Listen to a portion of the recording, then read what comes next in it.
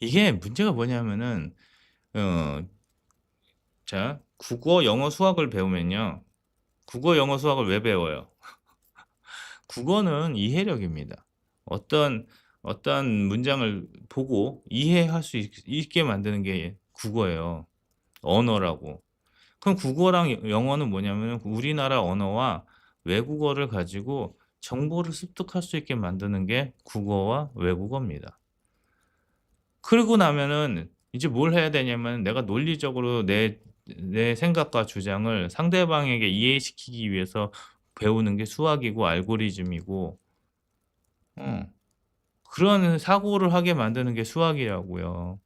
27 곱하기 36은 얼마다 이렇게 하는 게 수학이 아니라 내가 갖고 있는 생각을 어떻게 증명을 하고 논리적으로 설명할 수 있는가를 배우는 게 수학이라고요. 그럼 그 두 개가 되고 나면 뭘 해야 되냐면은 사회 과목을 가지고 논리적으로 이야기하고 논리적으로 설득하고 논리적으로 파괴해 버리는 그러한 연습들을 해야 되는 겁니다.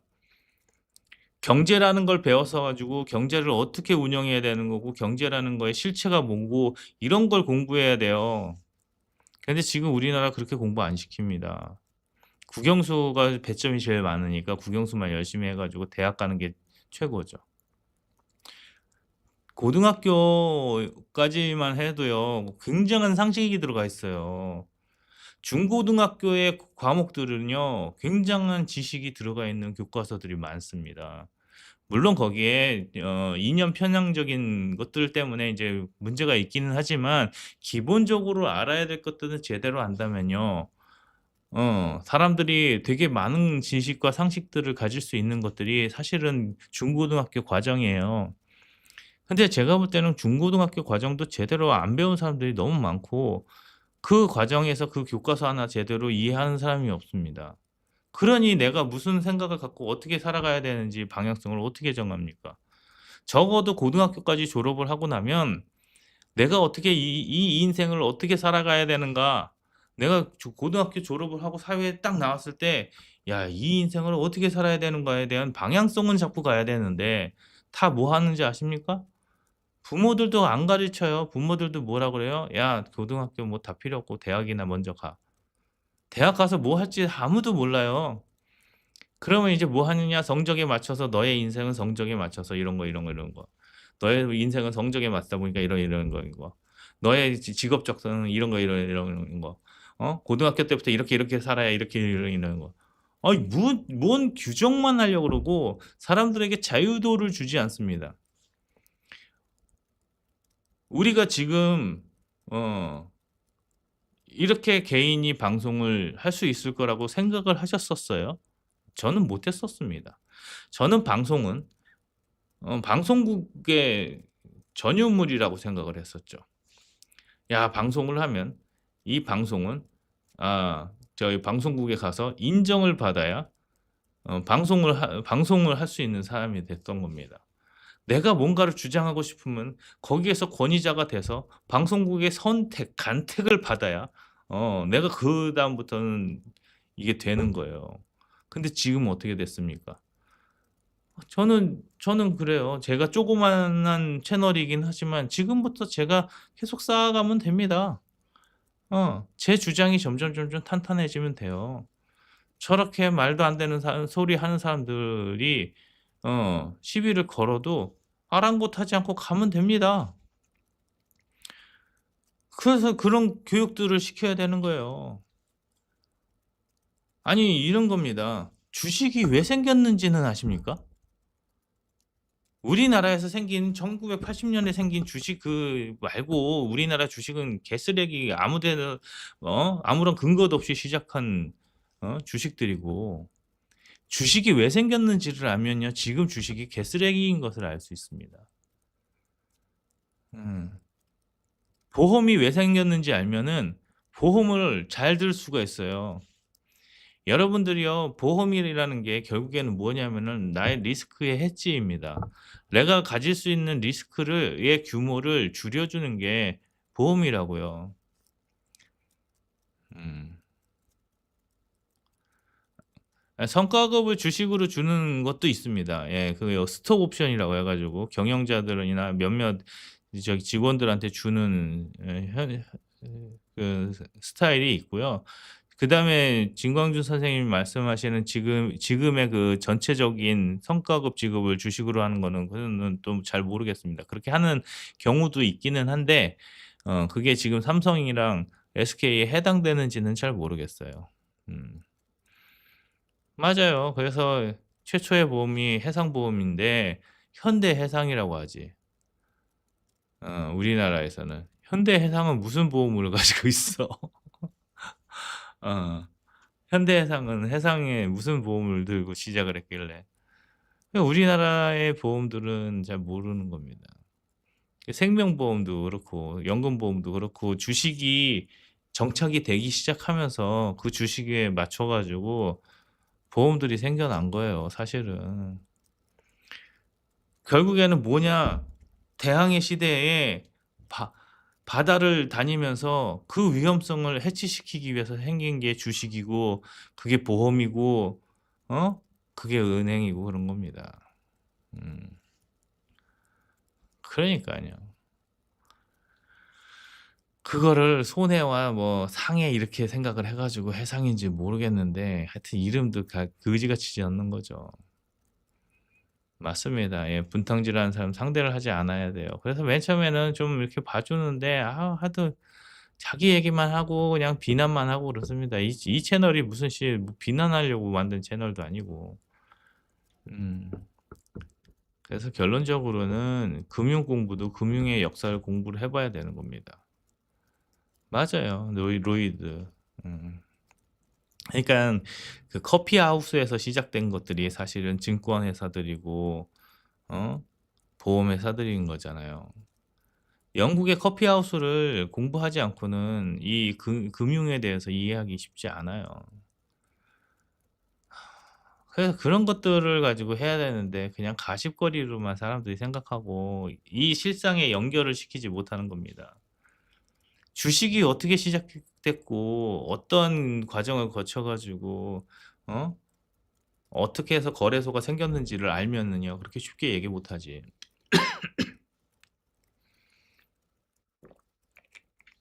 그래서 무슨 역사를 배우려고 공부를 하면 안 되는 거예요. 맞아요. 음. 그래서 지금 영국이 금융 패권국으로서 영국에 힘이 남아 있는 건 결국 런던에 있는 금융 거래소입니다. 런던이 유 영국에서 그래도 자리 잡고 있는 게 금융 회사라서 그렇고 홍콩이 그래도 우리 이 아시아 쪽에서 금융 도시로서 발판을 잡고 있었죠. 그런데 중국이 홍콩을 먹고 홍콩 자체를 죽여버리기 시작하면서 뭐가 됐냐면 홍콩 자체가 엄청 급락하기 시작합니다. 금융 지위가. 아시아에서 금융은 홍콩이었어요. 왜? 영국이 그 금융을 홍콩에다 심었기 때문에 그래요. 근데 홍콩이 중국에 반환되기 시작하면서 지금 금융이 엄청나게 무너지고 있는데 그 홍콩이 무너질 때 그러면 우리나라는 뭘 했어야 되냐면 그 홍콩에서 무너지고 있는 빠져나오는 자본들을 한국이 유치를 했어야 된다고요. 서울의 여의도가 됐든 부산이 됐든 뭐 어디가 됐든 간에 그 금융 도시가 허브가 돼 가지고 홍콩에서 나오는 유출되는 자본들을 끌어왔어야 돼요. 근데 그거를 했습니까? 못 했습니까? 못 했지. 음. 그거 못 하니까 어떻게 돼요? 싱가포르 쪽으로 가게 되는 겁니다. 일본이 손을 못 댄 건 뭐예요? 일본은 경제와 금융이 무너졌었습니다. 지금도 회복이 안 되는 거예요. 엔화 가치가 왜 떨어지는데 이렇게 우리나라가 똥볼을 찼는데도 불구하고 엔화 가치가 왜 상승을 못 합니까? 일본의 금융이 무너져서 그래요. 일본의 금융이 무너진 거 사람들이 잘 모르죠. 일본을 빨기만 하는 사람들은 일본 막 잘하고 있다고. 그 극우 병신 같은 방송들 100만 200만 갖고 있으면 뭐해. 어? 이 뭐 총리가 뭐 대단하니 어쩌니 막 일본 총리가 뭐 미국에 저기를 해 가지고 결론적으로는 금융이 무너져 있다고요. 일본도 선진 금융이 아니라고요. 그러니까 인제 홍콩과 싱가포르 이 도시 국가들이 금융을 쥐고 있는 거라고요.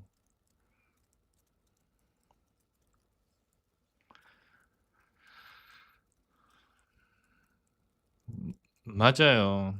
그 시절에 그 주식이 막 생겨났던 그 시절에도 뭐 생겨났던 게 그런 겁니다. 네덜란드가 왜 망했게요? 자 보십시오. 스페인이 어 전 세계에 해상 패권을 쥐고 있었습니다. 근데 그 해상 패권이 네덜란드로 넘어가고요. 네덜란드의 패권이 영국으로 넘어갑니다. 그 과정 중에 뭐가 있었냐면은 네덜란드가 전 세계에 해상 패권을 쥐고 있었는데 왜 날아가냐? 튤립 같은 거품들이 생겨서 그래요. 그래서 세계의 3 대 거품이 그거잖아요. 튤립, 그다음에 미시시피, 그다음에 남해 회사. 이 세 가지가 3대 거품이라고요. 그것만 잘 분석해 봐도 우리가 지금 어떤 세상을 살고 있는지 금방 나옵니다. 역사라는 게 반복이 되는 게 똑같은 패턴의 역사를 반복하는 게 아니라 왜 그게 그렇게 됐는지를 알면요. 지금에서도 왜 그렇게 되는지 알고 있습니다. 음.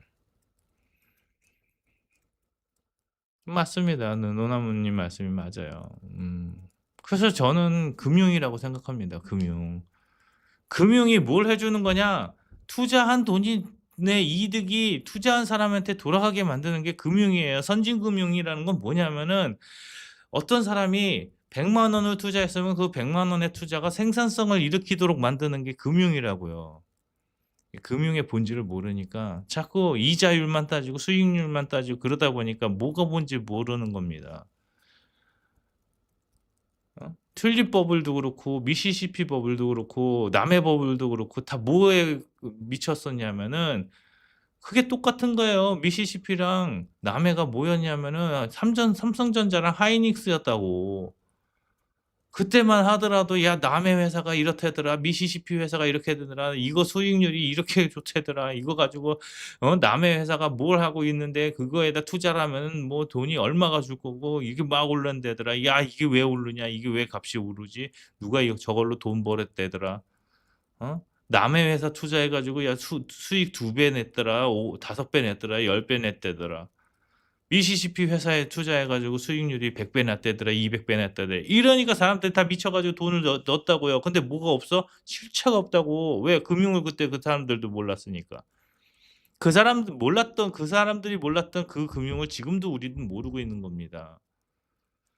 그래 놓고는 와 가지고 무슨 기술주 뭐 기술이 어떻고 뭐 기술적으로 뭐 음봉이 어떻고 뭐 양봉이 어떻고 뭐 그런 거 얘기하지 말고 거래량이 어떻고 그런 게 다 중요한 게 아니에요. 그런 건 다 투기하고 투기. 어. 무엇을 벌 수 있는가를 이야기해야 된다니까. 내가 이 회사에 투자를 했기 때문에 내가 무엇을 벌 수 있는가가 없으면 어려운 거죠. 음. 맞아요. 그래서 지금 뭐 하는 거냐면은 그냥 심리 싸움 하는 겁니다. 사회 심리학 아는 놈이 돈을 벌 수도 있어요. 그게 지금 이제 우리나라의 문제인 거죠. 맞아요. 맞습니다. 뉴턴도 못하는 걸 지네들이 하겠다고 와 가지고 씨부리고 앉아 있는 것 자체가 웃긴 거야. 저는 그런 부분에 있어서 이제 우리나라는 이제 저는 지금 이렇게 금융이 망가지면은 한 20-30년 동안 또 못 일어설 것 같아서 걱정인 겁니다. 음. 반드시 거품은 뭘 가져오냐면은 몰락을 가져와요. 네덜란드가 가장 강했을 때가 튤립 이후로 네덜란드는 다시는 패권국으로 성장하지 못합니다. 자 남해 거품이 있었고 미시시피가 거의 같은 기간에 있었어요. 왜냐하면은 그 대항해 시대에 그 거품은 주제가 거의 같았다고요. 근데 이걸 처리하는 방법에서 영국이 어떻게 처리했고 프랑스가 어떻게 처리하느냐에 따라서 영국은 패권을 다시 쥐게 됐었고 프랑스는 그 패권에서 영원히 밀려난 겁니다. 그 기준이 뭔지 아세요? 금융이라고. 그래서 영국은 런던에 런던에 있는 금융회사들이 탄탄한 거고 프랑스에서는 금융회사가 없지. 프랑스의 금융회사 기억나십니까? 프랑스에서 뭐 대륙의 뭐 금융회사입니까? 아니에요. 유럽의 금융은 영국이 잡고 있습니다. 미국의 금융이 뉴욕에 있듯이, 응? 맨하탄에 있듯이 그 도시가 금융을 어떻게 정리를 하느냐에 따라서 그 국가가 부강하느냐, 부강하지 못하느냐가 나오는 겁니다. 일본이 지금 잃어버린 30년을 다시 찾으려고 해도 무너진 금융이 지금 일본을 다시 못 살리고 있는 거예요. 아베 총리가 잘했다고 생각하세요? 아베노믹스 하면서 망한 겁니다. 금융이 망했어요. 생명보험사가 다 망했잖아요. 아베노믹스 하면서 생명보험 회사가 다 망했습니다. 보험회사가 초토화될 정도의 금융에 대해서 사람들은 생각을 못 하는 거죠. 무조건 일본이 잘하고 일본에 기회가 있다. 아니에요. 그래서 일본에 있는 그 노동 생산성이 우리나라의 노동 생산성을 못 따라오는 겁니다. 그래서 일본 사람들의 급여가 우리나라 사람보다 낮아요. 아식스나 뭐 이런 데들 본사에서 받는 사람들 급여보다 우리나라에서 받는 급여가 더 높다니까. 그런 거 하나도 잘 모르면서 그냥 뭐 아는 척은 오지게 하는 거지. 뭐 하나 그냥 뭐 봤다. 근데 네가 그거에 대해서 잘 얘기 못 한다 그러면은 그런 거야. 일반화 시켜가지고 자기가 요만큼 아는 거를 가지고 확대시켜가지고 전부인 양 아니까 맨날 그런 거죠. 맞아요. 그래서 일본 여자들이 한국 남자 찾는 겁니다. 왜? 한국 남자가 더 잘 벌거든. 일본 남자들보다. 한국 남자들의 연봉이 일본 남자들보다 셉니다. 그거 아셔야 돼요. 그게 센 게 우리나라가 생산성이 굉장히 높아서냐 아니라고. 그게 아니라 금융이 갖춰져 있어서 내가 투자했던 투자자들의 돈이 생산성으로 돌아가면은 그게 괜찮은 거예요. 지금 유럽도 망한 것들이 뭐냐면은 생산성이 안 돌아간다고. 왜? 복지 파티를 해버렸잖아요. 유럽이 복지 천국하고 복지 파티를 하는 동안 금융이 다 무너진 겁니다. 그래가지고 뭐가 안 돼요? 젊은이들이 아무리 노력을 해도 늙은 사람 먹여 살리는 걸 해결을 못 하는 거예요. 그게 금융이라고. 일을 한 사람이 생산성을 투자해가지고 생산성을 올린 사람이 그 사람이 돈을 갖게 만들어야지 그게 금융이라고요. 근데 그냥 늙어가지고 70세, 80세까지 아무것도 안 하는데 연금 쳐받아라, 막 복지다, 니네가 이 사회를 일으켰으니 니네가 다 처먹어라 이렇게 하니까 늙은이들이 죽을 때까지 안 된다고요. 일본에서 무슨 일까지 있었냐면요. 어머니 아버지가 죽어요. 어머니 아버지가 죽었는데 연금 나오는 게 엄마 아빠 연금이 내가 열심히 일하는 것보다 연금이 더 많이 나오는 거야. 엄마가 죽으면 돼? 안 돼? 안 돼요. 내가 결혼을 하면 돼? 안 돼? 안 되지. 수급을 해야 되는 사람이 있어야 되니까. 그래서 어떻게 돼? 엄마가 아버지가 죽어도 뭐 하는 거야? 숨겨놓는다고. 시체가 그 방 안에서 썩는 내가 나더라도 그걸 견디는 게 내가 나가서 일해서 돈 버는 것보다 더 나으니까 어? 부모가 죽어가지고 그 이불 속에서 시체를 썩는데 그 자녀들이 견딘다고요, 그거를. 그게 금융이냐고. 그게 그런 상황까지 왔었던 게 몇 년 전까지 일본이었다고요. 지금은 어떻게 바뀌고 있는지 또 봐야 되지만 우리나라도 그럴 날이 멀지 않았습니다. 부모들이 받는 연금이 애새끼들이 열심히 일해가지고 받는 급여를 못 따라가고요. 아이들에게는 직업이 없고요. 아무리 뭔가 하려고 해도 알바를 해서 벌 수 있는 돈이 그냥 어머니 아버지 그냥 누워 있어 가지고 받는 연금보다 적다 그러면은 누가 일을 하겠습니까? 그러니까 금융이 굉장히 중요한 거예요. 금융이란 것에 대해서 지식이 필요한 게 아니고요. 컨셉과 방향성이 필요한 겁니다. 머리들은 다 좋다니깐요. 거기서 일하는 사람들이 연봉이 수십억 수백억씩 받는 사람들이 미쳤다고 그렇게 하고 있습니까? 아니라고요. 그 사람들은 기술적으로 이룰 수 있는 걸 갖고 있기 때문에 돈을 버는 거고, 방향성이 틀리면요. 골로 가는 거를 빨리 골로 가는 겁니다. 그냥. 음. 그래서 제가 주식에 대한 얘기를 그렇게 하는 거예요. 무슨 생산성이 있느냐, 주식이. 주식이 당신들에게 가져다 주는 생산성이 무엇입니까? 라고 물어봤을 때 무엇이 있습니까? 좀 나한테 설명 좀 해 달라니까. 음.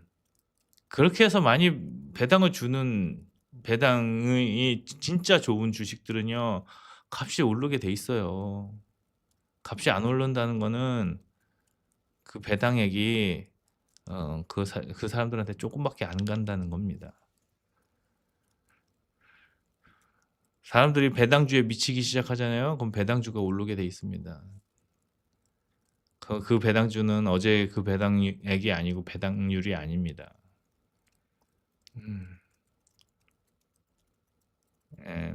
그러니까 멀지 않은 것 같죠, 우리나라도. 지금 제가 볼 때는 지금의 한 60-70 세들 정점으로 해 가지고 지금 퇴직하는 사람들도 연금이 그렇게 행복하지는 않아요. 자기 자산이 없으면 힘듭니다. 자산 없이 연금만 갖고 있으면 굉장히 좋은 게 아니에요. 지금 딱 좋은 게 지금 맞벌이 해서 공무원 연금 받는 사람들까지가 마지노선인 것 같아요. 음.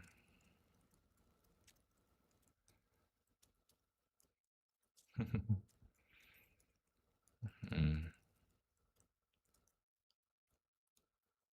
그러니깐 잘 모르는 사람들이 와 가지고 쓸데없는 얘기하니까 저도 죽겠습니다. 세금만 알면은 그렇지 않아요. 그러니까 제가 말씀드리는 게 그거잖아요. 우리나라는 배당을 주거나 어?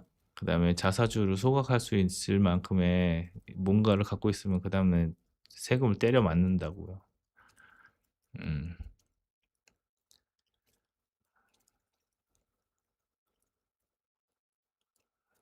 그러니깐요. 그래서 지금 세대들이 부모보다 나을 수 있는 세대들은 제가 볼 때는 40-50 대에서 다 쳤습니다. 이제 지금의 2030들은 부모보다 더 잘 살기가 힘들어요.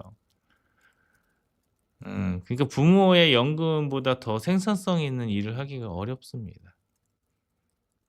저는 그렇게 생각을 하는 거죠. 그래서 오늘은 어제 못다한 정리를 해 봤습니다. 그래서 지금 왜 우리는 이런 뒤질랜드에서 사느냐. 금융이 쓰레기라서 그렇습니다. 금융 지식이 개판이죠. 우리는 기업에 뭘 요구해야 되는지도 모르고 나라에 무엇을 요구해야 되는지도 모릅니다. 그저 내가 오늘 일한 거, 오늘 현재의 일한 가치, 이것만 높여 달라 그러는데 그렇게 해 가지고는 세상이 안 돌아가요. 나의 오늘의 현재는요, 내 과거에서 만들어 놓은 것이 있고요.